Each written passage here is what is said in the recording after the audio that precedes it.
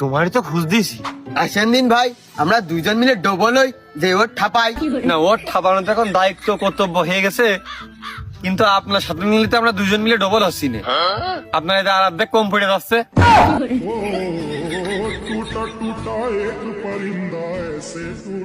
ওই ছোট ঝালে বিষ বেশি, আর ও আমার সাথে যা করেছে আমি ভুলিনি।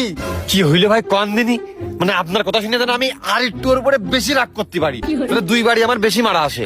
ও ভাই, ওর মাঝে মেয়ের সাথে আমার প্রেম ছিল, ও কইলো যে চাকরি বাকরি করো, তোমার সাথে বিয়ে দিবানে। তারপর শালা আগেরে চাকরি হয় না তা কবে না, উদ্যোক্তা হ, উদ্যোক্তা হ। আমি নিজে একটা উদ্যোক্তা হয়ে গেছি, এটা বেরিয়ে গেছি। এই সুলা বিক্রি করবেন, সুলা। এই পাটকাঠি বিক্রি করবেন। আজরাইল কি চিনে না? সাব্বাস বেটা।